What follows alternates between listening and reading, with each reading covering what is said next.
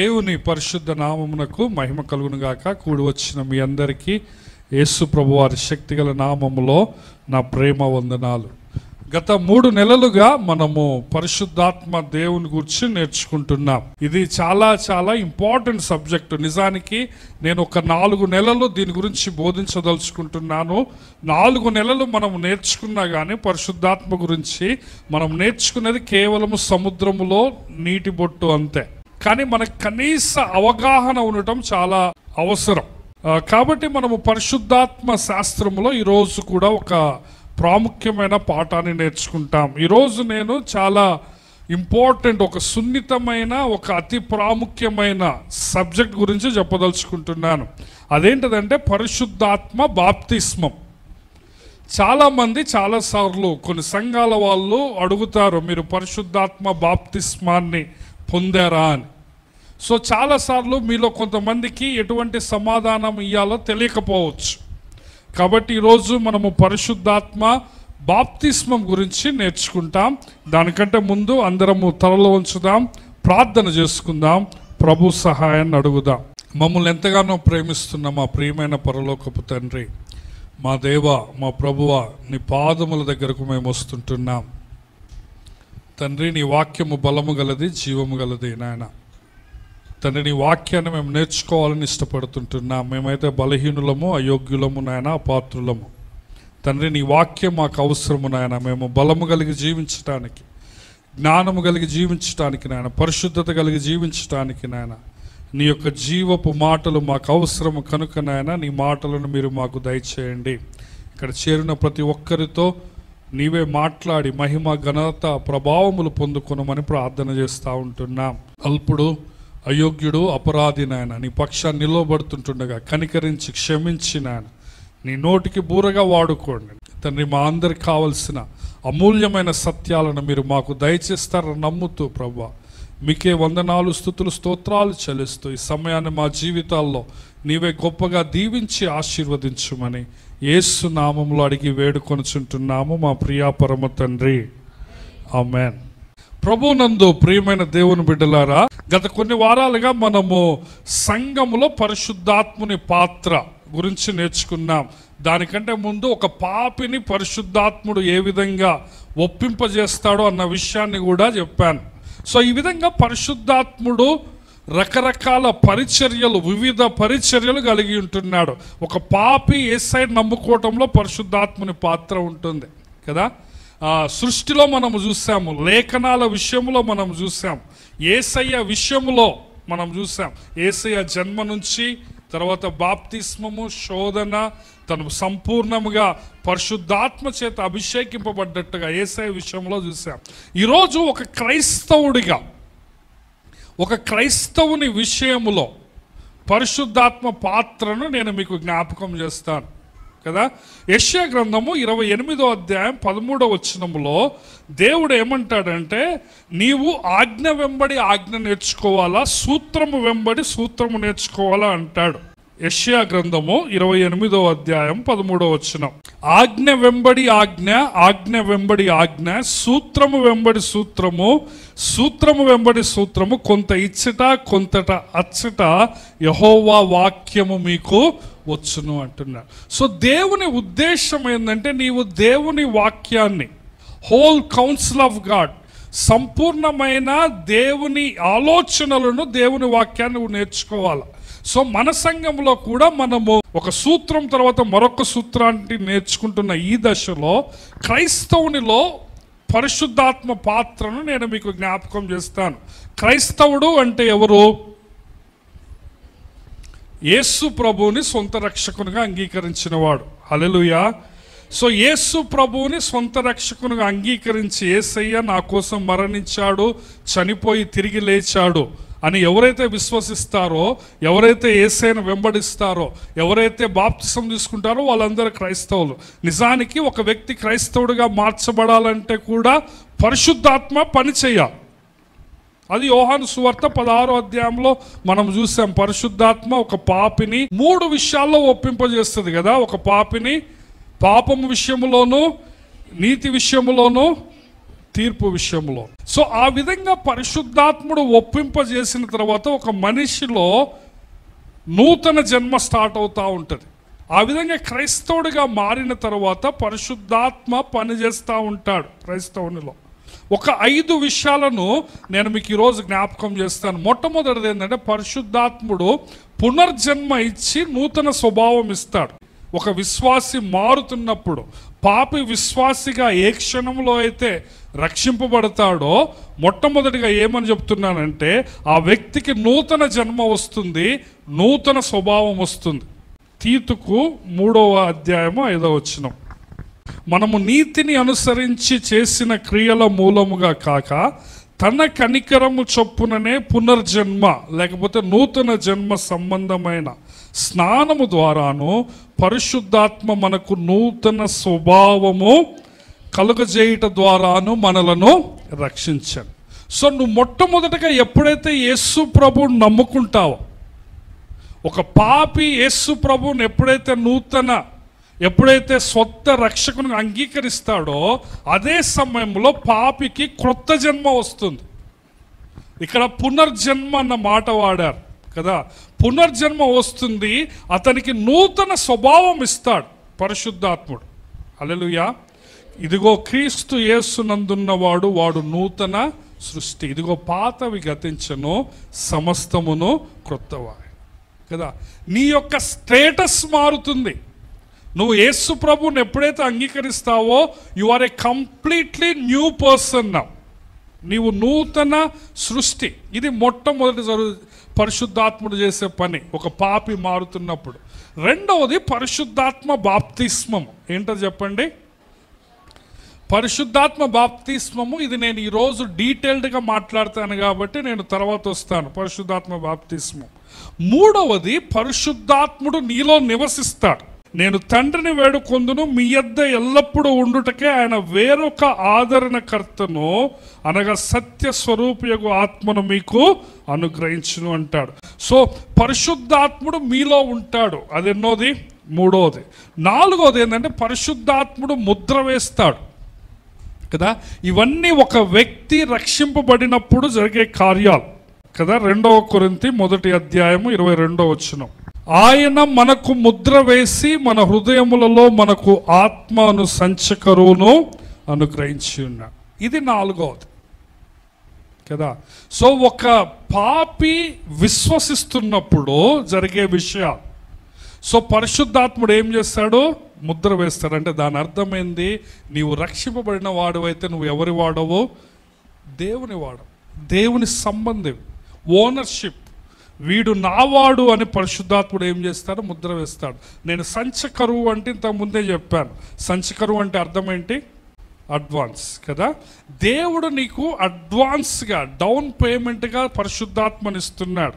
అంటే ముద్ర వేసి సంచకరువుగా ఇచ్చాడంటే దాని అర్థం ఏంటంటే నీకు ఇంకా చాలా ఆశీర్వాదాలు ఉన్నాయి, నీకు పరలోకం ఉన్నది, అనేక ఆశీర్వాదాలు దేవుడు నీకు దాచిపెట్టాడని దేవుడు నీకు ఆత్మను ఏం చేస్తున్నాడు? ముద్రగా ఇస్తున్నాడు. ఇది నాలుగవది. ఐదవది ఏంటంటే పరిశుద్ధాత్మ నింపుదల వస్తుంది. ఏంటో చెప్పండి? పరిశుద్ధాత్మ నింపుదల. సో ఈ 5 విషయాలు జరిగితే నేను ఇది వచ్చే వారం కూడా చెప్తాను. నేను మీకు చెప్పిన విషయాలు అర్థమైనాయి కదా. ఒక పాపి, ఒక వ్యక్తి రక్షణ కోసము ప్రార్థన చేసినప్పుడు, యేసు ప్రభువుని సొంత రక్షకునిగా అంగీకరించినప్పుడు పరిశుద్ధాత్ముడు 5 విషయాలు చేస్తాడు. మొట్టమొదటిది ఏంటంటే వానికి నూతన జన్మ, నూతన స్వభావం ఇస్తాడు. అందుకే యోహాను సువార్త 3వ అధ్యాయములో ఏమంటాడు? ఒకడు కొత్తగా జన్మించితేనే కానీ వాడు దేవుని రాజ్యమును చూడనేరడు అంటాడు. అది మొదటిది. రెండవది పరిశుద్ధాత్మ బాప్తిస్మం కదా. మూడవది పరిశుద్ధాత్మ లోపలికి వస్తాడు, నీలో ఉంటాడు. మీరు పరిశుద్ధాత్మకు నిలయమై ఉన్నారని మీరు ఎరుగరా అంటాడు. నాలుగవది ఏంటది? పరిశుద్ధాత్ముడు ముద్ర వేస్తాడు, సంచకరువుగా ఉంటాడు. ఐదవది ఏంటంటే పరిశుద్ధాత్మను నింపుదలిస్తాడు. సో నేను ఈరోజు ప్రాముఖ్యంగా పరిశుద్ధాత్మ బాప్తిస్మం గురించి చెప్పదలుచుకుంటున్నాను. మీలో చాలామంది పరిశుద్ధాత్మ బాప్తిస్మము అని వినే ఉంటారు కదా. నన్ను చాలామంది అడిగారు, మీరు పరిశుద్ధాత్మ బాప్తిస్మం పొందుకున్నారా అని. నేను బైబిల్ కాలేజ్లో లేకపోతే నూతనంగా పరిచయం చేస్తున్న సమయంలో బైబిల్ గ్రంథంలో పరిశుద్ధాత్మ బాప్తిస్మం గురించి చాలా చాలా విషయాలు ఉన్నాయి. కొన్ని సంఘాల వాళ్ళు పరిశుద్ధాత్మ బాప్తిస్మము గురించి వేరే రకమైన బోధ చేస్తారు. నేను ఇప్పుడు మీకేం చెప్పానంటే, ఒక వ్యక్తి రక్షించబడిన ఆ క్షణములోనే 5 విషయాలు జరుగుతాయి. దానిలో పరిశుద్ధాత్మ బాప్తిస్మము కూడా ఒకటి అని చెప్పాను. కానీ కొన్ని సంఘాల వాళ్ళు, పెంతెకోస్తు సంఘాల వాళ్ళు, కొన్ని సంఘాల వాళ్ళు ఏమని బోధిస్తారంటే, నీవు రక్షింపబడటం అనేది ఒక ఎత్తు, రక్షింపబడిన కొంత సమయము తర్వాత, అంటే కొన్ని నెలల తర్వాత కావచ్చు, కొన్ని సంవత్సరాల తర్వాత కావచ్చు, నీకు పరిశుద్ధాత్మ బాప్తిస్మం వస్తుంది అంటారు. సో ఆ విధంగా నీకు పరిశుద్ధాత్మ బాప్తిస్మం వచ్చినప్పుడు నీవు భాషల్లో మాట్లాడతావు అని వాళ్ళు బోధిస్తారు. సో వాళ్ళు చెప్పేది ఏంటంటే, పరిశుద్ధాత్మ బాప్తిస్మం అనేది it's a second experience, it's a second blessing అని బోధిస్తారు వాళ్ళు. తర్వాత వాళ్ళు రెండోదిగా ఏమని చెప్తారంటే, నీకు పరిశుద్ధాత్మ బాప్తిస్మం వస్తే నువ్వు తప్పనిసరిగా భాషల్లో మాట్లాడాలని చెప్తారు. సో వాళ్ళు ఇంకొకటి ఏమని చెప్తారంటే, నువ్వు పరిశుద్ధాత్మ బాప్తిస్మము నీకు వచ్చినప్పుడు నువ్వు ఇంకా పాపం చేయలేవు, నీకు శక్తి వస్తుంది అని చెప్తారు. వింటున్నారా? సో ఇవన్నీ కూడా ఎట్లా వచ్చాయో నేను చెప్తాను. నిజానికి మనము యేసు ప్రభువు వారు మరణించి పునరుద్ధానుడయ్యి ఆయన పరలోకానికి ఆరోహణమైనప్పుడు ఆయన శిష్యులతో ఏమన్నాడంటే, మీరు యెరూషలేములోనే కనిపెట్టుకొని ఉండండి అన్నాడు. యెరూషలేములోనే కనిపెట్టుకొని ఉండండి, నేను మీకు పరిశుద్ధాత్మను పంపిస్తాను అన్నాడు. చూస్తారా? అపోస్తుల కార్యములు 1వ అధ్యాయం 4-5 వచనాలు.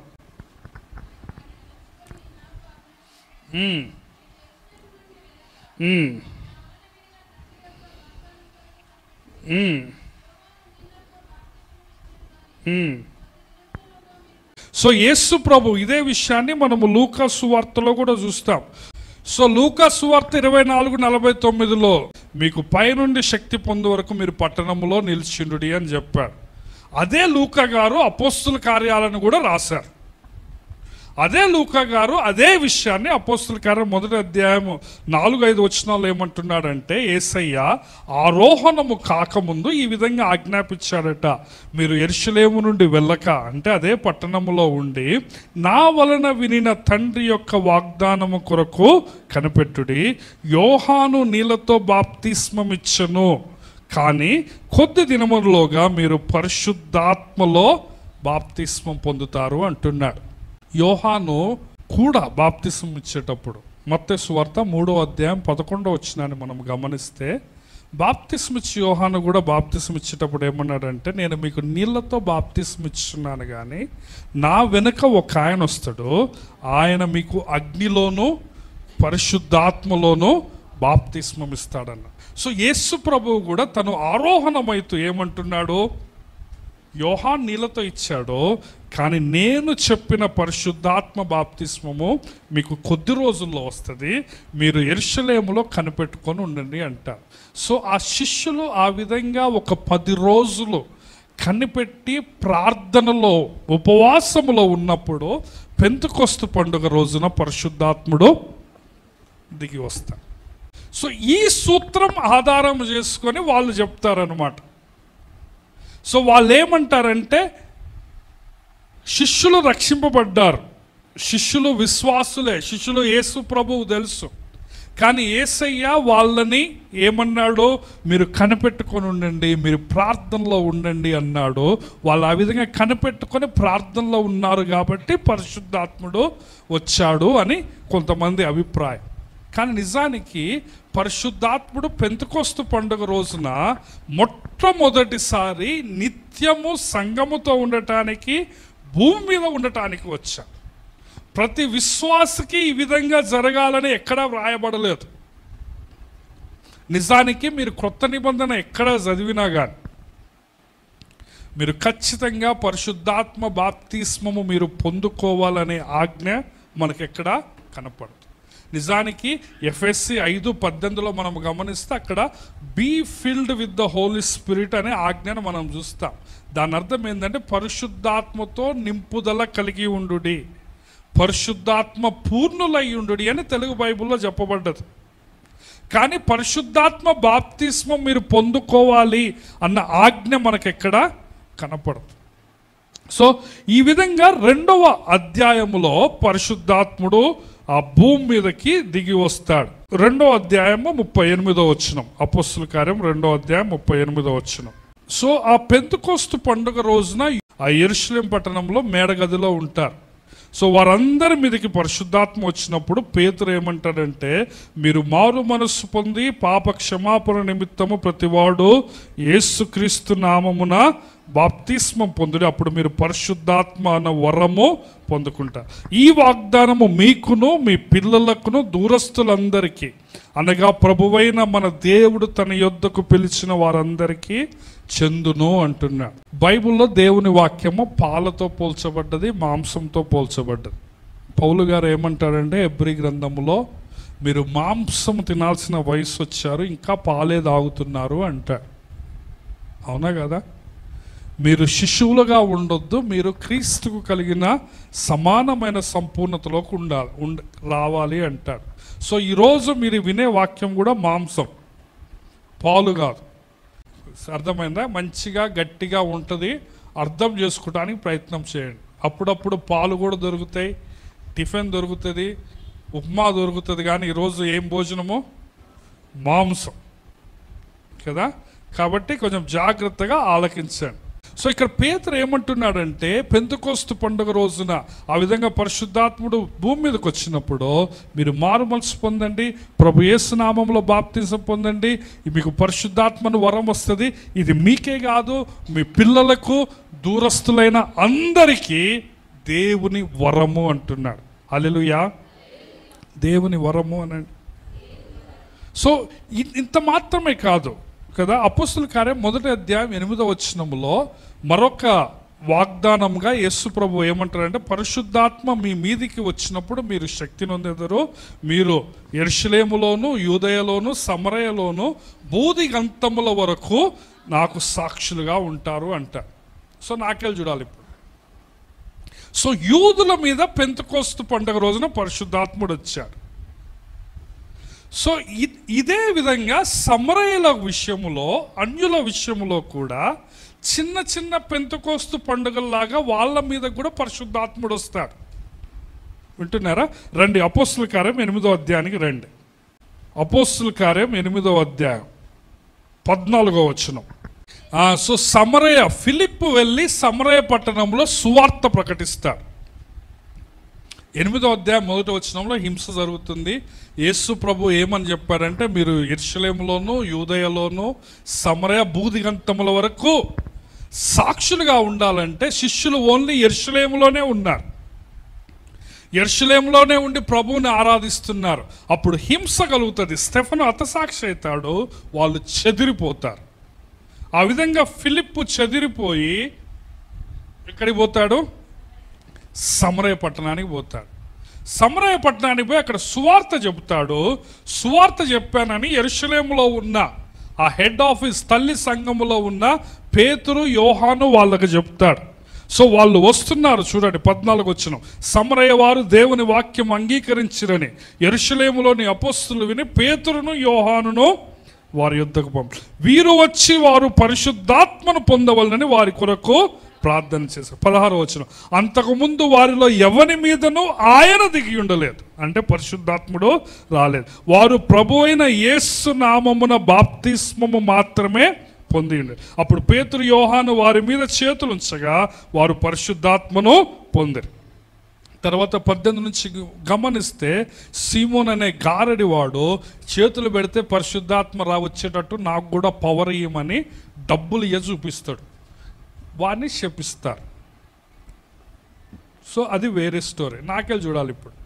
సో యెరూషలేము పట్టణంలో పెంతెకోస్తు పండుగ దినాన పరిశుద్ధాత్ముడు ఏ విధంగా దిగి వచ్చాడో, సమరయలో కూడా అదే విధంగా ఒక చిన్న పెంతెకోస్తు పండుగలాగా ఇక్కడ జరుగుతుంది కదా. వాళ్ళు యేసయ్యను నమ్ముకుంటారు, బాప్తిస్మం తీసుకుంటారు, కానీ పరిశుద్ధాత్మ వాళ్ళ మీదకి రాడు. సో అపోస్తులు యెరూషలేము నుంచి వచ్చి వాళ్ళు ఏం చేస్తారు? చేతులు పెట్టినప్పుడు పరిశుద్ధాత్మ వస్తుంది. దీన్ని బట్టి కొంతమంది వాళ్ళు ఏమంటారంటే, నువ్వు రక్షింపబడి బాప్తిస్మం తీసుకున్న తర్వాత కూడా నువ్వు కొన్ని రోజులు ప్రార్థనలో కనిపెడితే, ఎవరో ఒక అయ్యగారు చేతులు పెడితే అప్పుడు నీ మీదకి పరిశుద్ధాత్ముడు వస్తాడని చెప్తారు. సో కొంతమంది ఏమని అభిప్రాయపడతారంటే, నువ్వు రక్షింపబడి బాప్తిస్మం తీసుకున్న తర్వాత నువ్వు ప్రార్థనలో కనిపెట్టాలి, ప్రార్థనలో కనిపెట్టినప్పుడు నీ మీద ఎవరో ఒక దైవజనుడు చెయ్యి పెడితే పరిశుద్ధాత్ముడు వస్తాడు అని టీచ్ చేస్తాడు. కానీ ఇక్కడ మనం ఒక సత్యాన్ని గమనించాలి, మీరు అర్థం చేసుకోవడానికి ప్రయత్నం చేయండి. యూదులు యేసు ప్రభు బూదిగంతముల వరకు మీరు సాక్షులుగా ఉండాలని ఆజ్ఞ ఇచ్చినా కానీ, వాళ్ళు సమరయులు, అన్యులు దేవుని బిడ్డలుగా ఉంటారని, దేవుని సంఘములో భాగం అవుతారని వాళ్ళు కల్లో కూడా అనుకోలేదు, వాళ్ళు ఆ విధంగా కోరుకోలేదు. యూదులు సమరయుల్ని అసహించుకునేవాళ్ళు, దేవాలయంలోకి రానిచ్చేవాళ్ళు కాదు, అన్యుల్ని రానిచ్చేవాళ్ళు కాదు. సో యూదులు పరమ నిష్ట గల, ఈ రోజుల్లో మన భాషలో చెప్పాలంటే మన బేపనోళ్ళ కంటే డబల్ వాళ్ళు యూదులు. సో దేవుడు ఏం చేస్తున్నాడంటే, వీళ్ళని ప్రత్యేకంగా పెంతెకొస్తు పండుగ రోజున పరిశుద్ధాత్మను వాళ్ళ మీదకి ఏ విధంగా పంపించాడో సమరయుల మీద కూడా ఆ విధంగా పంపిస్తున్నాడు. తద్వారా అపోస్తులకు ఏమని అర్థమవుతుంది? సమరయులు కూడా మనలాంటి వారే, సమరయులు కూడా మన వలె పరిశుద్ధాత్మను వరాన్ని పొందుకున్నారు అంటారు. సరే, పక్కనున్న అధ్యాయంలోకి రండి. 9వ అధ్యాయం. 9వ అధ్యాయంలో ఏమవుతుందంటే, సౌలు దమస్కు రోడ్డులో ప్రభువును చూస్తాడు కదా, ప్రభు అతనితో మాట్లాడతాడు. అప్పుడు ఏమవుతుంది? 9వ అధ్యాయం 17వ వచనం.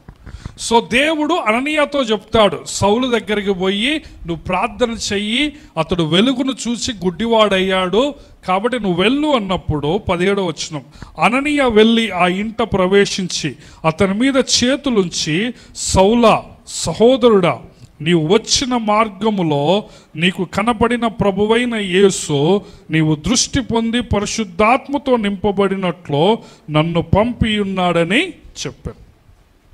అప్పుడు అతని కన్నుల నుండి పొరల వంటివి రాలగా దృష్టి కలిగి లేచి బాప్తిస్మం పొందెను. తర్వాత ఏమయ్యాడు? ఆహారము పుచ్చుకొని బలపడెను అంటున్నాడు. హల్లెలూయా. సో ప్రభునందు ప్రియమైన దేవుని బిడ్డలారా, ఇక్కడ 9వ వచనంలో మనము గమనిస్తే పౌలు గారు రక్షింపబడుతున్నాడు, అననీయ వచ్చి మళ్ళా చేతులు పెడతాడు. చేతులు పెట్టినప్పుడు పౌలు గారు కూడా పరిశుద్ధాత్మను పొందుకుంటారు. కానీ ఇక్కడ భాషల్లో మాట్లాడినట్లు మనము చూడం. 8వ అధ్యాయంలో కూడా అంత స్పష్టంగా భాషల్లో మాట్లాడినట్లు మనం చూడం. 10వ అధ్యాయానికి వద్దాం ఇప్పుడు. సో యూదులు అయిపోయారు, సమరయులు అయిపోయారు, ఇప్పుడు అన్యులు. 10వ అధ్యాయానికి రండి. అన్యులు ఉంటున్నారు ఇక్కడ. యూదులు, అపోస్తులు, యేసయ్య శిష్యులు వేరే జనాంగాన్ని ఎట్టి పరిస్థితుల్లో యాక్సెప్ట్ చేయటం లేదు. అది మీరు బ్యాక్గ్రౌండ్లో పెంచుకోండి. ఎందుకు పరిశుద్ధాత్ముడు భాషల్ని దేవుడు ఆదిమ సంఘములో అంత గొప్పగా వాడుకున్నాడంటే, ఆ యూదుల, అపోస్తుల, యేసయ్య శిష్యుల మైండ్ సెట్ మారాలి. వాళ్ళందరూ కూడా ఒకే కుటుంబంలో భాగమన్న సత్యము శిష్యులకు అర్థం కావాలి. వింటున్నారా? నిజానికి దీనికి ప్రిపేర్ చేయడానికి, కొర్నేలు ఇంటికి వెళ్ళటానికి, పేతుర్ని ప్రిపేర్ చేయడానికి యేసయ్య దేవుడు ఒక దర్శనాన్ని పంపిస్తాడు. మనందరూ తెలుసది కదా. పేతురు మేడ మీద ఉంటాడు, 4 చెంగుల దుప్పటి మీద అనేక జంతువులు, అపవిత్రమైన జంతువులు వస్తాయి. దేవుడు ఏమంటాడంటే వాటిని చంపుకొని తిను అంటాడు. పేతురు ఏమంటాడు? నేను అపవిత్రమైనవి తినను అంటాడు. ఆ విధంగా 3 సార్లు జరుగుతుంది. 3 సార్లు ఆ దుప్పటి రావటము, సమస్త జంతువులు ఉండటము, దేవుడు వాటిని చంపుకొని తిను అంటాము. పేతురు ఏమంటాడు? నేను అపవిత్రమైనవి తినను అంటాడు. ఈ లోపల కింద 2 మనుషులు ఉంటారు. వాళ్ళు కొర్నేలి ఇంటి నుంచి వచ్చారు. కొర్నేలి రోమీయుడు, శతాధిపతి. వింటున్నారా? సో కొర్నేలి ఇంటి నుంచి వచ్చి దేవదూత కొర్నేలికి కనపడ్డాడు, పేతురుని పిలిపించుకోమన్నాడు. పేతురు ఇల్లు ఎక్కడా అని వాళ్ళు వస్తారు. పేతురు వచ్చేయమంటాడు. అప్పుడు పేతురికి దర్శనం అర్థమవుతుంది. నాకే చూడాలి అందరు. పేతురికి దర్శనం అర్థమై దేవుడు నన్ను అపవిత్రముగా భావించే ఆ పలానా కొర్నేలి ఇంటికి వెళ్ళటానికి ఈ దర్శనం నాకు చూపించాడని అర్థం చేసుకొని నేనే పేతుర్ని పద అంటాడు. సో ఆ విధంగా పేతురు ఒక అన్యుడి ఇంటికి పోతున్నాడు. నిజానికి ఒక అన్యుడు ఇంటి లోపలికి పోవటం అనేది నిజానికి మామూలు విషయం కాదు. యూదులకి వాళ్ళు టచ్ కూడా చేయరు. అన్యుడిని వాళ్ళ ఇంట్లోకి రానియరు, వాళ్ళు అన్యుల ఇంటికి పోకూడదు. సో దేవుడు ఒక దర్శనము చూపించి పేతురుని సిద్ధపరుస్తాడు. సో పేతురు వెళ్తాడు కొర్నేలికి, కొర్నేలి ఇంటి వారికి అంటే తోటి సైనికులకి, వాళ్ళందరికీ సువార్త చెప్తాడు. 44 వచనం చూడండి. పేతురు ఈ మాటలు ఇంకా చెప్పుచుండగా అతని బోధ విన్న వారందరి మీదకి పరిశుద్ధాత్మ దిగి, సున్నతి పొందిన వారిలో అంటే యూదులు, పేతురుతో కూడా వచ్చిన విశ్వాసులందరూ పరిశుద్ధాత్మ వరము అన్యజనుల మీద సైతము కుమ్మరింపబడుట చూసి విభ్రాంతి నొందారు. అర్థమవుతుందా? యూదులు, ఈ విశ్వాసులు, అపోస్తులు ఇంకా అన్యులు కూడా ప్రభు బిడ్డలుగా మారతారన్న నమ్మకం వీళ్ళకి లేదు. వీళ్ళు కేవలం సున్నతి, ధర్మశాస్త్రం, మోషే ఏ పట్టుకొని ఎలాడబడుతున్నారు. సో ఎప్పుడైతే పరిశుద్ధాత్ముడు ఈ రోమా శతాధిపతి అన్యుల మీదకి దిగొచ్చాడో వీళ్ళంతా విభ్రాంతి పొందారట. నిజానికి మీరు 11వ అధ్యాయానికి పోతే మళ్ళా పేతురు యెరూషలేము పోయినప్పుడు వాళ్ళు క్లాస్ వీగుతారు, నువ్వు కొర్నేలి ఇంటికి ఎందుకు పోయినావని. తెలుసా మీకు ఆ విషయాలు? ఇంటికి పోయినాక చదువుకోండి 11వ అధ్యాయం. పేతురు క్లాస్ ఎందుకు అంటే, నేను ఎందుకు ఇది పదే పదే చెప్తున్నా అంటే, యూదులో వేరే వాళ్ళని యాక్సెప్ట్ చేయాలి. సో దేవుడు పర్టిక్యులర్గా పెంతెకోస్తు పండుగ రోజున జరిగిన అనుభవాన్ని సమరయులకు ఇస్తున్నాడు, అన్యజనుల కొర్నేలికి ఇస్తున్నాడు. హల్లెలూయా. సో చూడండి 45 మళ్ళీ ఒకసారి చదువుతున్నా. సున్నతి పొందిన వారిలో పేతురుతో కూడా వచ్చిన విశ్వాసులందరూ పరిశుద్ధాత్మ వరము అన్యజనుల మీద సైతము కుమ్మరింపబడుట చూచి విభ్రాంతి, ఏలైనగా వారు భాషలతో మాట్లాడచ్చు దేవుని గణపరచుండగా వినిరి. అందుకు పేతురు, మనవలే పరిశుద్ధాత్మను పొందిన వీరు బాప్తిస్మము పొందకుండా నీళ్లకు ఆటంకము చేయగలడా అని చెప్పి యేసుక్రీస్తు నామమందు వారు బాప్తిస్మం పొందవలనని ఆజ్ఞాపించారు. ఇక్కడ మళ్ళా చేతులు పెట్టినట్లు మనకు కనపడదు. వాక్యం చెప్తుండగలనే పరిశుద్ధాత్ముడు వచ్చాడు. కొన్ని రోజులు ఆగినట్లు ఇక్కడ ఉండదు. వాళ్ళు రక్షింపబడి బాప్తిస్మము తీసుకొని ఆగినట్లు ఉండదు. ఇక్కడ సమరయలో ఏమయ్యారు? రక్షింపబడ్డారు, బాప్తిసం తీసుకున్నారు, కొన్ని రోజుల తర్వాత పరిశుద్ధాత్మను పొందుకున్నారు. కానీ ఇక్కడ అన్యుల విషయంలో ఏమవుతుంది? వింటుండగానే పరిశుద్ధాత్ముడు దిగి వచ్చాడు, వాళ్ళ భాషలతో మాట్లాడారు. సో ఇక్కడ బాప్తిస్మం అనేది తర్వాత జరిగింది. ఇక్కడ చేతులు పెట్టారా? పెట్టలేదు. సో అపోస్తుల కార్యములో జరిగిన సంఘటనలేవి ఒక క్రమమైన ఫార్మాట్లో, ఒక క్రమమైన డిజైన్లో జరగటం లేదు. దేవుడు ఆయా పద్ధతుల్లో ఆయా సమయాల్లో పరిశుద్ధాత్మనిస్తున్నాడు. ప్రాముఖ్యంగా సమరయలో జరిగిన సంఘటన, కొర్నేలు జీవితంలో జరిగిన సంఘటన మనం జ్ఞాపకము చేసుకుంటే, పరిశుద్ధాత్మ బాప్తిస్మం అనేది ఆ యొక్క పెంతెకోస్తు పండుగలాగానే సమరయల విషయంలో జరిగింది, కొర్నేలు విషయంలో జరిగింది. తర్వాత ఇంకొక విషయం కూడా నేను చూపిస్తాను. అపోస్తుల కార్యములు 19వ అధ్యాయం 1 నుంచి. అపోల్లో కొరింథులో ఉన్నప్పుడు జరిగినదేమనగా, పౌలు పై ప్రదేశంలో సంచరించి ఎఫెసునకు వచ్చి కొందరు శిష్యులను చూచి, మీరు విశ్వసించినప్పుడు పరిశుద్ధాత్మను పొందితిరా అని వారిని అడిగాడట. వారు పరిశుద్ధాత్ముడు ఉన్నాడన్న సంగతి మేము వినలేదు అన్నారు. 3వ వచనం. అప్పుడు అతడు, అలాగైతే మీరు దేనిని బట్టి బాప్తిస్మం పొందితిరని అడగగా, వారు యోహాను బాప్తిస్మమును బట్టియే అని చెప్పారు. అందుకు పౌలు, యోహాను తన వెనక వచ్చువాని యందు అనగా యేసునందు విశ్వాసం ఉంచవలనని ప్రజలతో చెప్పుచు మారు మనసు విషయమై బాప్తిసం ఇచ్చినని చెప్పాను. వారు ఆ మాటలు విని ప్రభువైన యేసు నామమున బాప్తిస్మం పొందిరి. తర్వాత పౌలు వారి మీద చేతులుంచగా పరిశుద్ధాత్మ వారి మీదకి వచ్చెను. అప్పుడు వారు భాషలతో మాట్లాడుటకును ప్రవచించుటకును మొదలుపెట్టి వారు ఇంచుమించు 12 పురుషులు. ఇక్కడ ఒక ప్రత్యేకమైన సందర్భాన్ని మనం చూస్తుంటున్నాం. ఇక్కడ మనం గమనిస్తే అపోల్లో అనే ఒక దేవుని భక్తుడు, యేసు ప్రభు గురించి నాకు తెలియదు. 18వ అధ్యాయంలో పోతే మనకు క్లియర్గా అర్థమవుతుంది. అపోల్లోకి అకుల్లా ప్రిస్కిల్లాలో దేవుని వాక్యాన్ని బోధిస్తారు. అపోల్లోకి కేవలము బాప్తిసం ఇచ్చి యోహాను యొక్క శిష్యుడు మాత్రమే. అపోల్లోకి దేవుడంటే భయం ఉన్నది, కానీ యేసయ్య గురించి తెలియదు. ఓన్లీ బాప్తిస్మం ఇచ్చి యోహాను యొక్క శిష్యుడు. ఈయన పోయి ఒక 12 మందిని మార్చాడు. సో పౌలు సువార్త చెప్పుకుంటూ వెళ్ళాడు. కొంతమంది భక్తులు కనపడ్డారు. భక్తులు కనపడ్డప్పుడు వాళ్ళని పౌలు గారు అడుగుతారు, మీకు పరిశుద్ధాత్మ పొందుకున్నారా అంటే వాళ్ళు ఏమంటారంటే మేము అసలు అది వినలేదంటారు. అంటే దాని అర్థం ఏంటంటే వీళ్ళకి యేసు ప్రభు గురించి తెలియదు. యేసు ప్రభు బాప్తిసం తీసుకునేటప్పుడు పరిశుద్ధాత్మ పావురం వల్లే దిగొచ్చాడన్న సంగతి తెలియదు. యేసయ్య బాప్తిస్మం గురించి తెలిస్తే పరిశుద్ధాత్మ అనే పదం వీళ్ళు వినుండరా? తర్వాత యేసయ్య బోధలు, యోహాను సువార్త 14, 15, 16 అధ్యాయాలు యేసయ్య ఎన్నో బోధలు చేశాడు పరిశుద్ధాత్మ గురించి. ఆ బోధలు తెలియదు వీళ్ళకి. కాబట్టి వీళ్ళు ఏమంటున్నారంటే పరిశుద్ధాత్ముడు ఉన్నాడన్న సంగతియే మేము వినలేదు అంట. అప్పుడు మీరు ఏ బాప్తిస్మం పొందుకున్నారు అంటే వాళ్ళు ఏమంటున్నారు? యోహాను బాప్తిస్మం అంటున్నారు. వీళ్ళు పొందుకున్న బాప్తిస్మం ఏ బాప్తిస్మం అంట? అంటే దీని అర్థం ఏంటంటే వీళ్ళు యేసు ప్రభువులో నమ్మలే. వీళ్ళు శిష్యులు అని వ్రాయబడ్డది, కానీ వీళ్ళు ఏ శిష్యులు అంటే యోహాను శిష్యులు వీళ్ళు. సో వీళ్ళకి ఆ విధంగా ప్రార్థన చేసి యేసయ్య గురించి చెప్పి యేసు ప్రభువులో విశ్వాసం ఉంచాలని చెప్పి మారు మనస్సు విషయమై బాప్తిస్మం ఇచ్చాడు. అప్పుడు వాళ్ళు 5వ వచనంలో మళ్ళా వాళ్ళు యేసు నామంలో బాప్తిస్మం పొందారు. హల్లెలూయా. అప్పుడు పరిశుద్ధాత్ముడు వాళ్ళ పైన వచ్చాడు.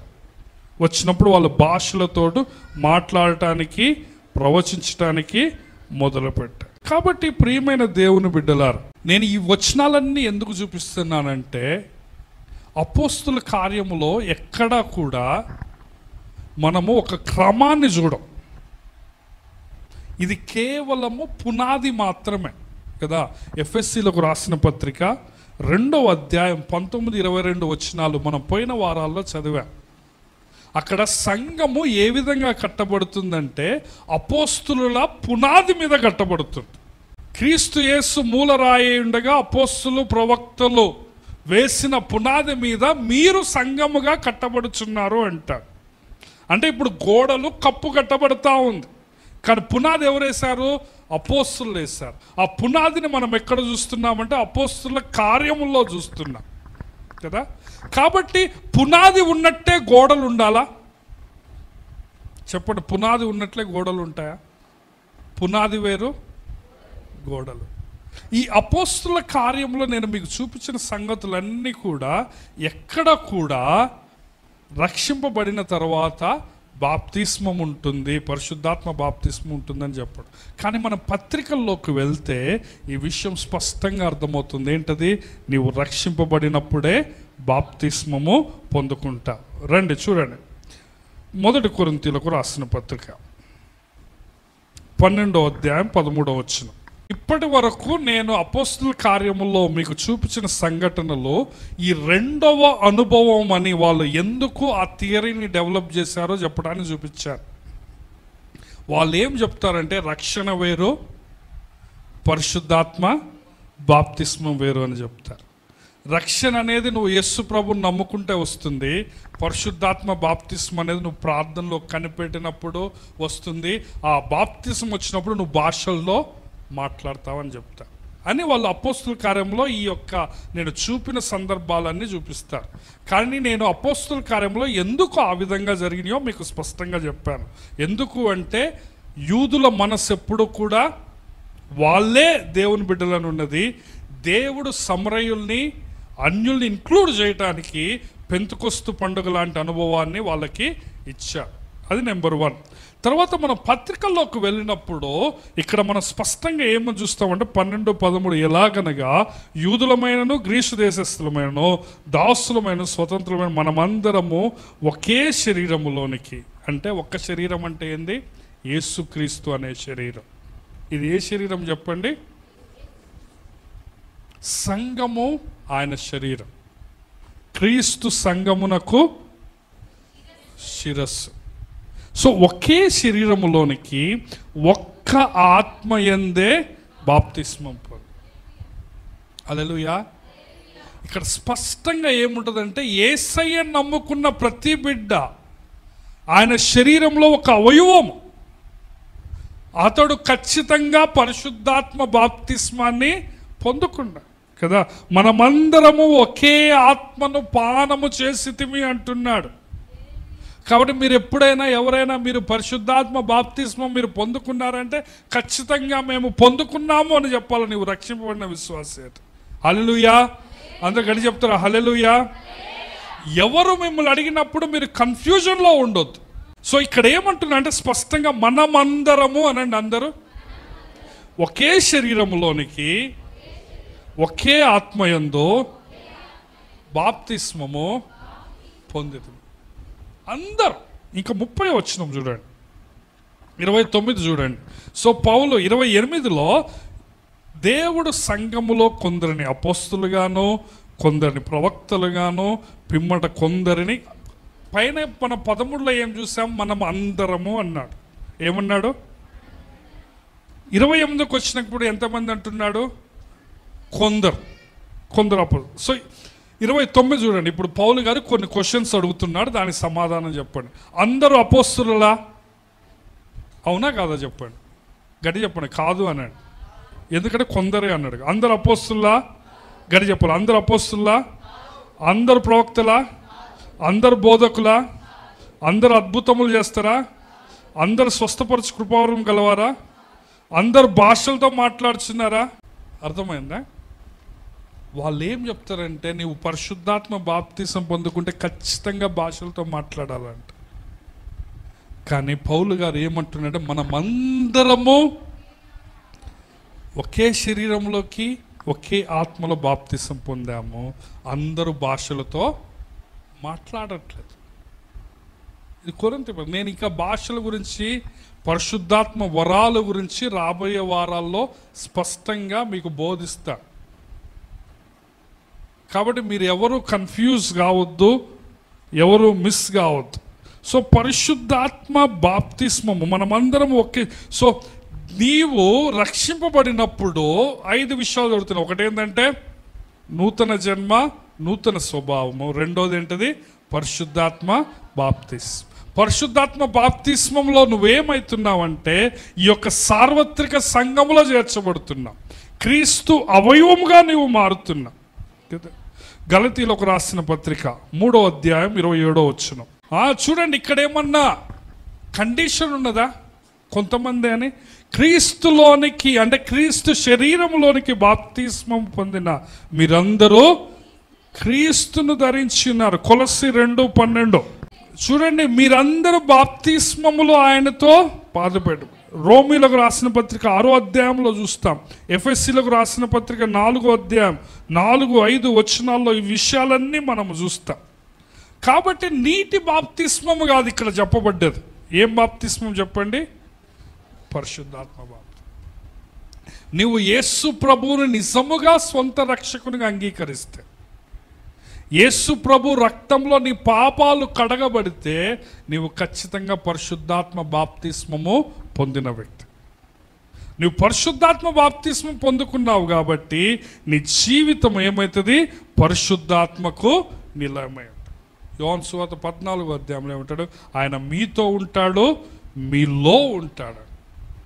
1 కొరింథీ 6వ అధ్యాయం 15వ వచనం 18. 1 కొరింథీ 3వ అధ్యాయం 16వ వచనం. మీ దేహము పరిశుద్ధాత్మకు నిలయమై.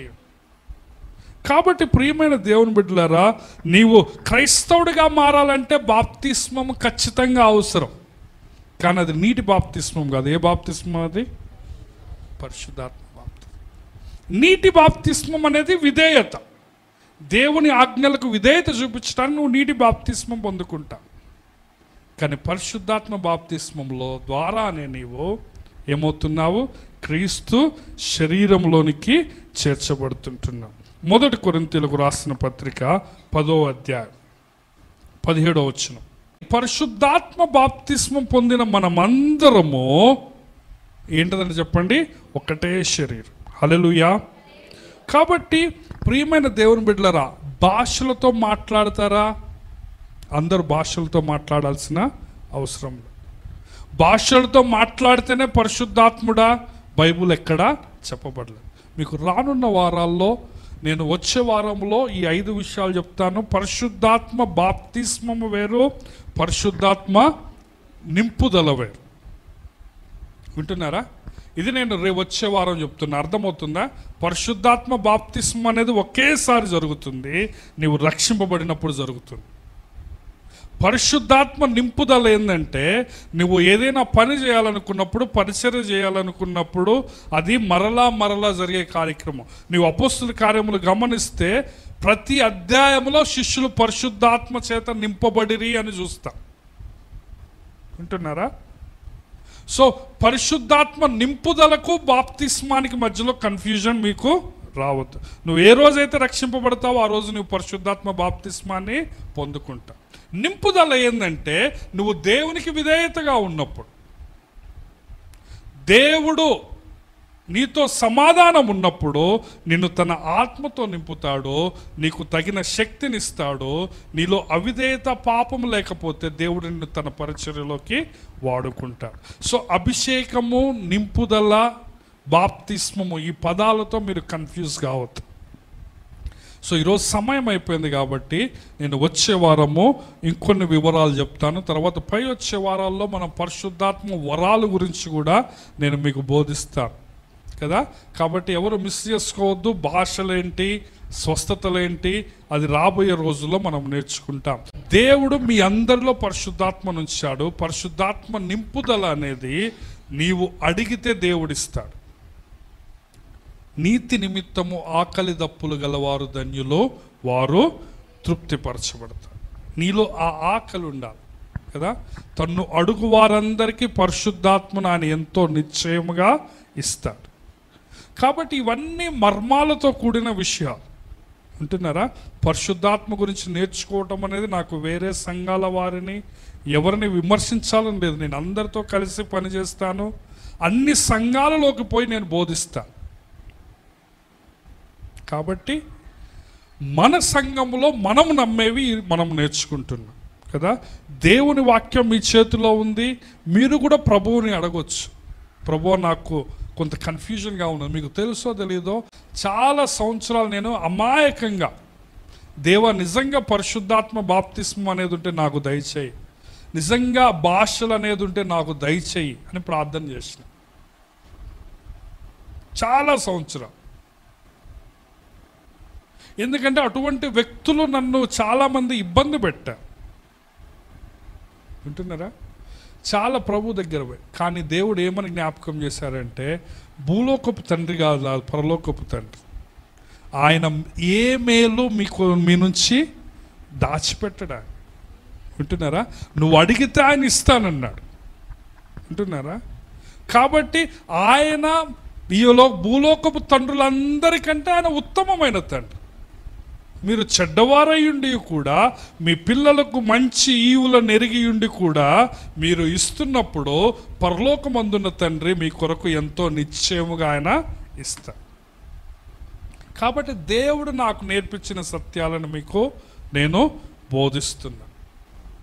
ప్రభు వాక్యం మీ చేతిలో ఉంది. మీరు కూడా ప్రార్థన చేసుకుని మీరు కూడా ప్రార్థన నేర్చుకుని. కానీ మనము ఏమి సత్యము జ్ఞాపకం చేసుకోవాలంటే, ఎవరు కూడా మనల్ని మీరు సెకండ్ క్లాస్ క్రిస్టియన్స్ అని, థర్డ్ క్లాస్ క్రిస్టియన్స్ అని, మీరు తక్కువ క్రిస్టియన్స్ అని ఏలెత్తి చూపు ఇవ్వడానికి అవకాశం ఉంది కదా. మనమందరము పరిశుద్ధాత్మలో బాప్తిస్మం పొందాం. మనమందరం ఒకే శరీరము, కానీ నింపుదల కోసం మనము ప్రార్థన చేయాలి. దేవా, నిన్ను నన్ను నా ఆత్మతో నింపు. సో ఇది నింపుదల బాప్తిస్మం గురించి నేను మిగతా విషయాలు వచ్చే వారం చెప్తాను. అందరు దయచేసి స్థలంలో ఉంచాడు, కళ్ళు మూసుకోండి. దేవుని వాక్యము చాలా మార్మికమైనది, ఎన్నో మర్మాలతో కూడి ఉన్నది. అట్టి మర్మాలను ప్రభు మనకు బయలుపరచడానికి ఇష్టపడుతున్నాడు. కానీ నువ్వు రోజు ఎంతసేపు దేవుని వాక్యాన్ని చదువుతున్నావు? నువ్వు పరిశుద్ధాత్మ శక్తిపై ఎంతగా ఆధారపడుతున్నావు? ఒకసారి నీ జీవితాన్ని పరీక్ష చేసుకో. దేవుడు నీకు మంచి తండ్రి, నువ్వు అడిగితే ఆయన ఇస్తాను అంటున్నాడు. ఆయన మేలుకరమైనది ఏదియూ దాచడండి.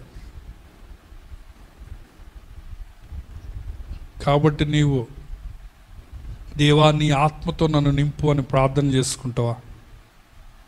ప్రతిరోజు ఆయన ఆత్మను ఆర్పకుండా, బైబిల్ గ్రంథంలో ఏమని ఉన్నదంటే ఆత్మను ఆర్పకుడి అని ఉన్నది. ఇంకొక మాట ఏం చూస్తామంటే పరిశుద్ధాత్మను దుఃఖపరచవద్దు అని ఉంది.